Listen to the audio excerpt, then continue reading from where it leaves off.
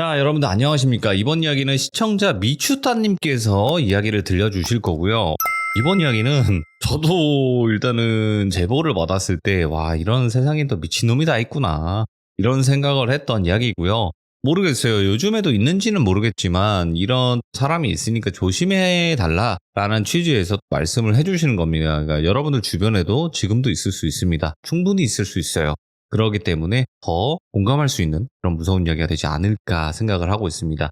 이번 이야기는 뭐 굳이 여러분들께 말씀드리면 남녀 성별을 따지지 않고 이런 일이 벌어질 수 있는 거니까 그렇게 생각을 해주시면 좋을 것 같아요. 네, 안녕하세요. 미추따님. 네, 반갑습니다. 네, 반갑습니다. 네, 아이고, 일단은 오늘 사연 자체가 뭐 흔하면 흔할 수 있어요, 이런 사연은. 네. 근데, 저는 좀 그렇게 당당한 놈은 처음 봤던 것 같아요. 저도 처음이었던 것 같아요. 이거는 제가 내용 보면서 뭐 이렇게 당당하지, 이 사람? 다 이 생각을 했는데, 어찌됐건 사람처럼 존중해줄 필요는 없을 것 같고요, 느낌이. 네, 그냥 그 녀석 그 자식이라고 해도 될 것 같아요, 이야기는. 그 새끼도 되나요? 그 새끼보다 내가 못한 게 뭐야. 아무튼 바로 출발을 해보도록 하겠습니다. 렛츠가. 기르십니다. 미쳤다!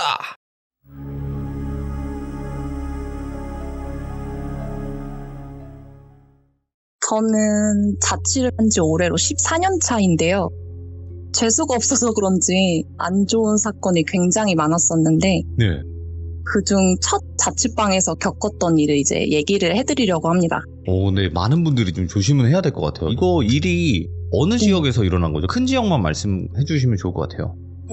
대전? 네.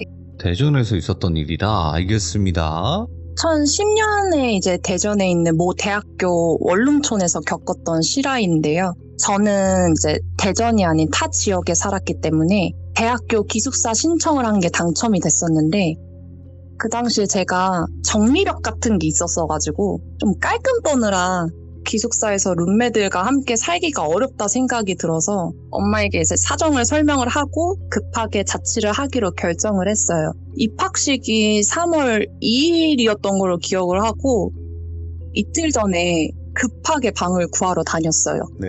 그래서 엄마랑 학교 정문 앞에 있는 부동산에 갔는데 개강이랑 입학식이 겹쳐지니까 좋은 매물은 이미 다 나가고 없었어요. 그래서 이제 매물 2개 정도를 봤는데 너무 오래됐거나 햇빛이 전혀 들지 않는 방밖에 안 남았더라고요. 그래서 엄마는 다음에 천천히 좋은 방을 구하자 하셨는데 저는 이미 들떠 있었던지라 바로 자취를 하고 싶어서 때를 썼어요. 그래서 그 모습을 본 중개사분이 여학생들한테는 잘 권하진 않는데 1층 매물이 하나 있다고 1층? 보겠냐고 하더라고요. 네. 그래서 당연히 보러 갔어요. 바로. 근데 지금까지 본 방들 중에 그나마 제일 낫더라고요. 그리고 저는 이제 형제관계가 3자매예요. 그래서 단 한 번도 저만의 방을 가져본 적이 없었어요. 그래서 1층에 그 작은 4, 5평짜리 원룸도 나만의 공간이라 마냥 좋았던 것 같아요. 그래서 그 집으로 계약을 하고 이사를 했고 즐거운 학교 생활을 하면서 친구들도 많이 사귀었어요. 그래서 그중 친해진 동기 언니가 있었는데 사정이 있어서 잠깐 저희 집에 같이 살게 됐어요. 그래서 그 사건이 터진 게 여름이었는데 여자들은 여름에 샌들 많이 신으니까 발가락에 매니큐어 바르잖아요. 예. 그날 이제 룸메 언니랑 제가 바닥에 앉아서 매니큐어를 바르고 있었어요. 저는 창가를 등지고 앉았고 룸메 언니는 저를 마주보는 모습으로. 그래서 이제 매니큐어 냄새가 나니까 환기를 시켜야 하는데 1층이라 창문을 활짝 열지 못하고 한 뼘 정도 열어놨었거든요. 그래서 매니큐어 바르기에 한참 집중하고 있는데 창밖에서 이런 남자 목소리가 들렸어요. 그 동네가 똑같은 원룸 건물이 여러 개가 붙어 있었는데 저희 집 창문이 옆 건물에 공동 현관과 마주보고 있어서 가끔 그곳에서 흡연을 하거나 통화하는 사람들이 종종 있었거든요. 그래서 저는 누가 또 통화를 하고 있구나 하고 대수롭지 않게 여겼는데 룸메 언니가 고개를 들더니 깍 하고 비명을 지르는 거예요. 놀래서 저도 창문 쪽을 쳐다봤는데 그 한 뼘 열린 틈으로 남자 뒤를 봤어요. 그 남자가 저희를 창밖에서 계속 지켜보고 있었고 들키니까 고개를 획 돌려서 제가 그 귀를 보는 거죠. 예? 그리고 알고 보니 그 통화 소리라고 생각했던 은 그 사람이 혼자 이제 해피타임을 가지면서 냈던 신음소리였던 거예요. 네. 미친놈이네. 예. 그래서 제가 지금은 30대여서 많은 일들을 겪을 만큼 겪었고 겁도 많아져서 지금이라면 절대 그렇게 못했을 텐데 예. 그 당시는 제가 굉장히 다혈질이었거든요. 그리고 20살에 패기가 가득했던 때여서 무섭다기보다는 열이 받아서 이 새끼를 잡아야겠다는 생각으로 밖으로 뛰쳐나갔어요. 나갔어요? 네, 너무 화가 나서. 네, 똑같은 원룸 건물이 여러 개 있었댔잖아요. 그래서 어느 골목으로 갔는지 가늠이 안 되고 주변이 굉장히 조용했어요. 네.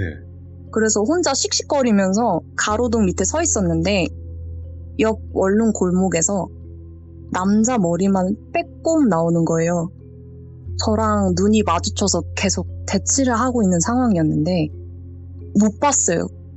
그러니까 봤는데, 그러니까 눈 쪽만 봤는데 제가 솔직히 말하면 기억이 정말 잘 안 나요. 오. 근데 제가 창문으로 귀만 봤잖아요. 예. 그래서 저가 맞는지 아닌지 확실히 모르겠는 거예요. 근데 제 촉으로는 맞는 것 같아요. 그래서 말없이 노려봤는데 이 남자가 몸까지 쑥 나와서 저를 보고 딱 서더니 약 올리듯이 폴짝폴짝 뛰면서 천천히 도망가는 거예요. 그래서 저가 맞구나 하면서 이 말을 감싸쥐다가 집에 다시 들어왔어요. 그래서 놀란 룸메 언니를 막 달래주고 있었어요. 근데 언니가 또다시 창문을 보더니 소리를 지르고 완전 자지러지면서 뒤로 넘어가는 거예요. 보니까 이 남자가 다시 와서 한 뼘 열려있던 창문에 아예 어깨까지 팔을 넣어서 문을 활짝 연 거예요. 거의 들어올 기세로. 예. 그래서 저는 그걸 보고 또 잡아야겠다는 생각이 들어서 몸을 창가로 날렸는데 손만 스치고 못 잡았어요. 아, 잡고 신고를 하려고 했구나. 네네네. 팔을 잡고 창문에 낀 채로 안 놔줄 생각이었거든요. 예, 예. 근데 실패한 거죠. 그래서 저는 또 욕을 하고 소리 지르면서 그 남자를 또 쫓으러 나갔는데 예. 이번엔 원룸 쪽 구석구석을 다 찾아다녔어요. 그러니까 지금 생각하면 너무 위험한 행동이었죠. 그 많이 남자가 위험하지. 무슨 해코지를 할 줄 알고.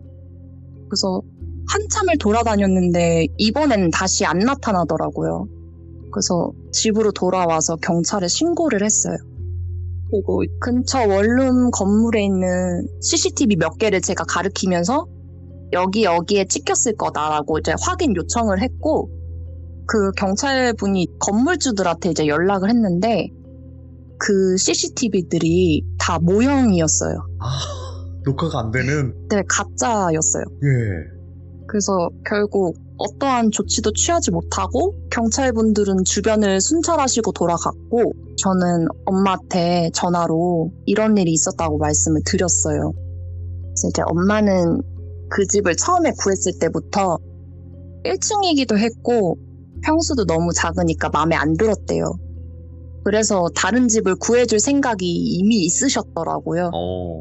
그래서 지금 집 계약이 몇 개월 남긴 했는데 월세가 그리 비싼 집이 아니었거든요. 1층이니까. 그래서 엄마가 이제 부동산에 다시 내놓고 말 것도 없이 그냥 그 집 버리고 이사하자고 하셨어요. 네. 복비든 뭐든 그게 다 비슷할 거라고. 그래서 그날 이후에 마침 이제 룸메 언니도 나가게 됐고 저는 이제 그 집과 5분 거리에 있는 2층에 있는 원룸으로 이사를 했어요. 예. 그래서 그 일을 겪고 제가 이사까지 한 일들을 친한 과 친구들은 다 알고 있었거든요. 근데 어느 날 그중 한 친구가 그 빈집에 자기가 살아도 되겠냐고 묻는 거예요. 아, 그 월세 내는 동안? 네네. 그래서 제가 아니, 내가 뭔 일을 겪고 나가는 거 알면서도 겁도 없이 거기에 살게? 라고 했죠. 예. 네, 그 친구는 학교 기숙사에 살고 있었는데 자취를 너무 하고 싶은데 부모님이 절대 허락 안 해주셨고 자기는 술 먹는 걸 좋아해서 늦은 시간에 기숙사에 들어가는 일이 많은데 그때마다 룸메한테 너무 민폐인 것 같다고 어차피 월세 버리는 거면 자기가 살면 안 되겠냐고 부탁하는 거예요. 예. 그래서 20살 때는 이제 자취의 로망이 있잖아요. 저도 그랬고 그래서 그 친구 말을 듣고 고민을 하다가 그래 너 마음대로 해도 좋다. 대신 문단속 철저히 하고 환기도 외출할 때만 하고 집에 있을 땐 창문 꼭 닫아라. 약속하면 살게 해주겠다라고 했어요. 예. 당연히 알겠다 하더라고요. 그 후 이제 친구는 그 집으로 짐을 옮겼어요. 그 친구가 그 집에 산 지 한두 달쯤 됐을 때였던 것 같아요. 1교시 전공 수업이 있는 날이라 일찍 일어났는데 그 친구한테 문자가 와 있는 거예요. 예. 혹시 수업 가는 길에 우리 집에 들려서 같이 갈 수 있어? 창문에 뭐가 껴있는데 너가 같이 봐줘야 할 것 같아. 그래서 그 문자 보고 바로 친구한테 갔죠. 예. 그래서 절 보더니 A4 용지 이면지 3장이 접혀 있는 걸 주는 거예요.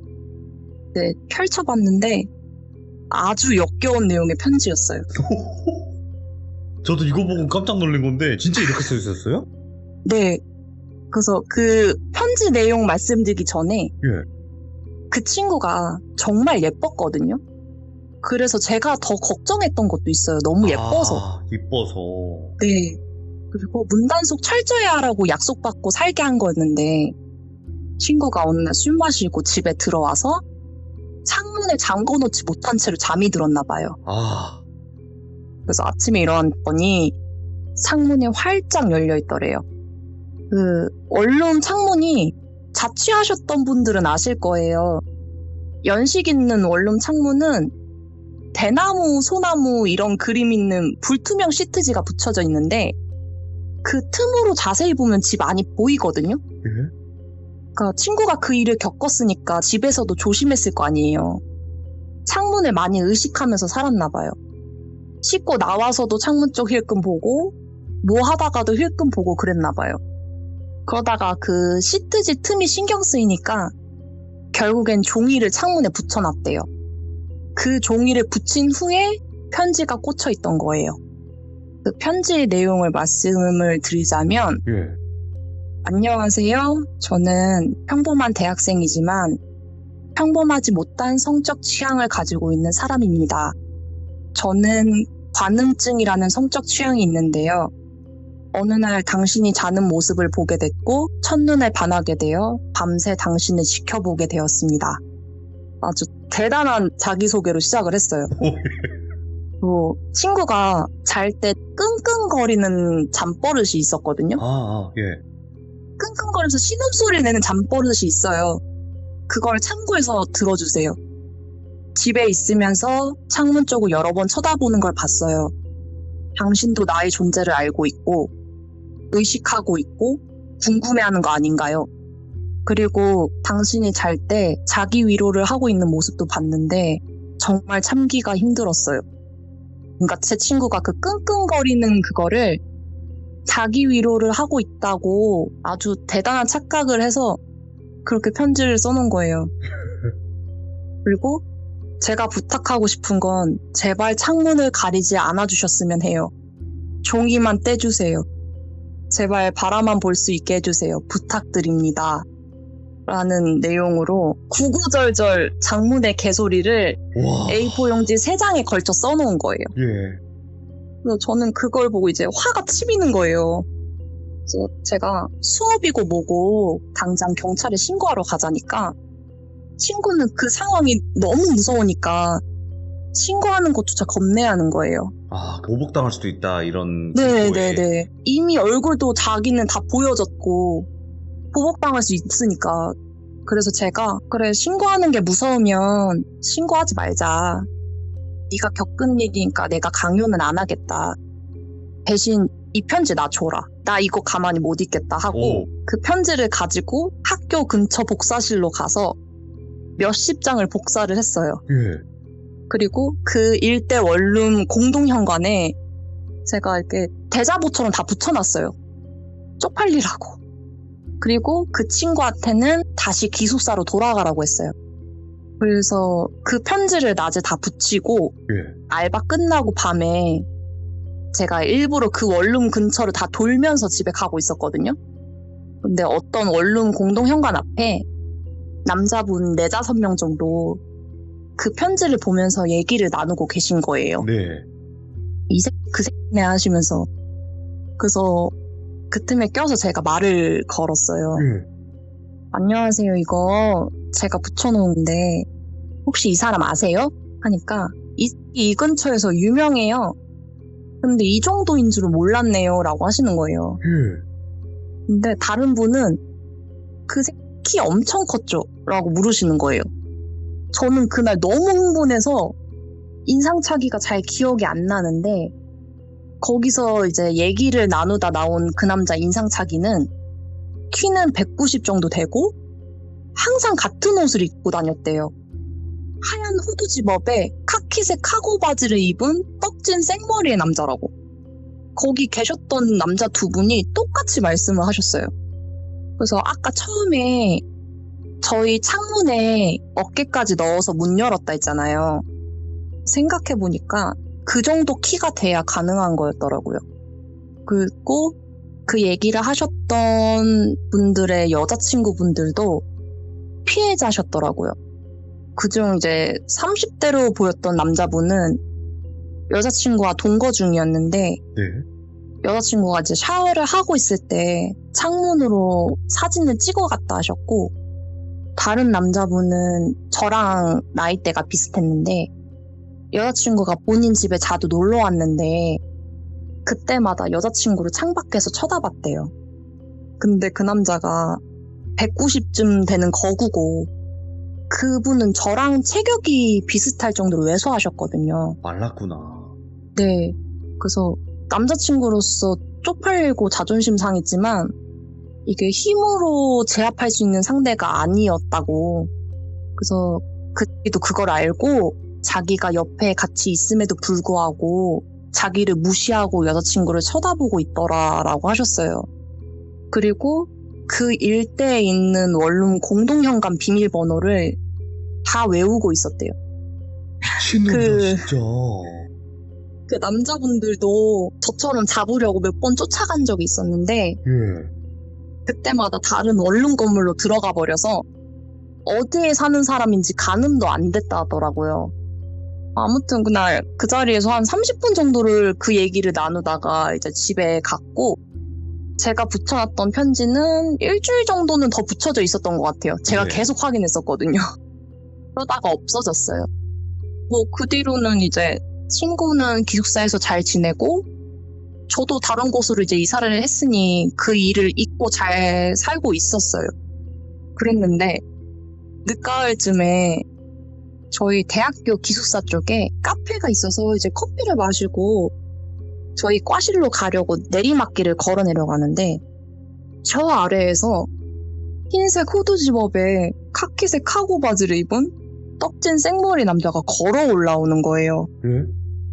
그래서 하고서 이제 그 남자와 점점 가까워졌는데 저도 모르게 이제 옆에 있는 친구한테 작은 목소리로 저 새끼인 것 같아 이렇게 했어요.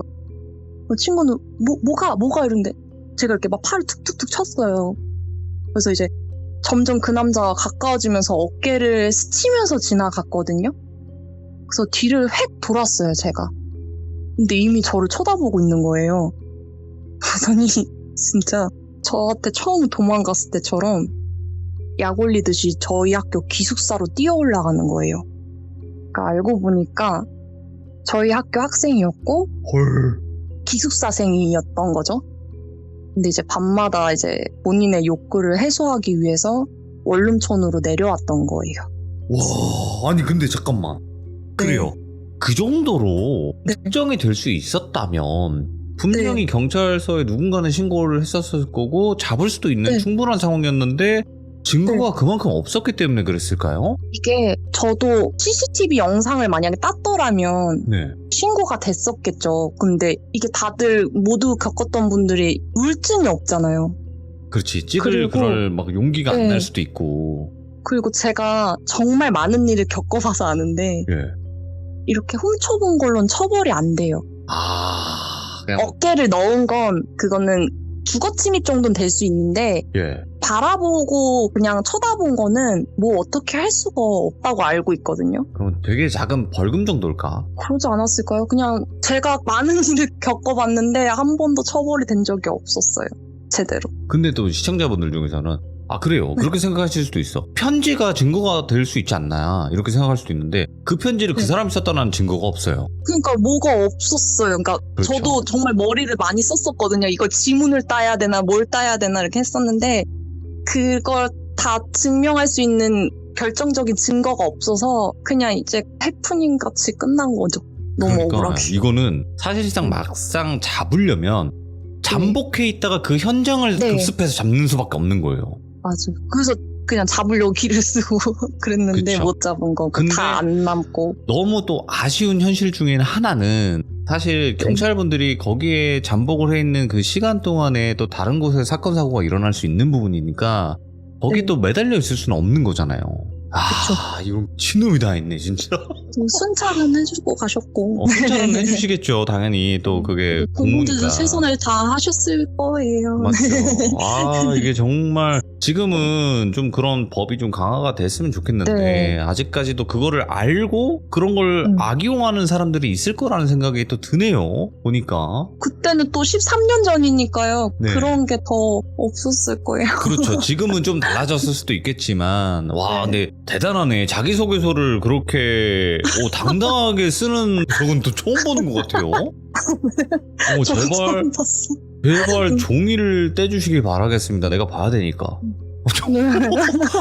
와 진짜 세상에 이런 일을 겪으면 이게 어떤 분들은 이게 도대체 뭐가 무섭냐 하시는 분들도 계시겠지만 이건 겪어보면 무서운 수준이 아니라 심장이 딱 내려앉는 그런 느낌을 받을 것 같아요.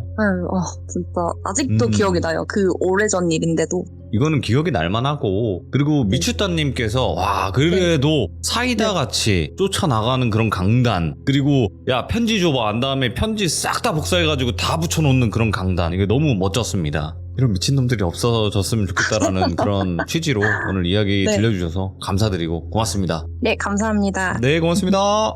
네. 그래요. 뭐 이런 사람보다 훨씬 더 심한 일들이 많이 일어나고 있습니다. 현재 여러분들 이런 게 가능해? 에이 이런 사람은 상상 속에나 있는 거 아니야? 하시는 그런 일들이 요즘 뉴스나 유튜브 매체에 많이 나오고 있습니다.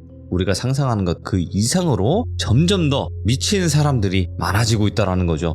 여러분들 정말 보수적으로 조심해도 나쁘지 않을 만큼의 위험한 세상이 된 건 맞습니다. 그러니까 여러분들 항시 조심하시길 바라겠습니다. 시청해주신 모든 분들 감사드립니다. 고맙습니다.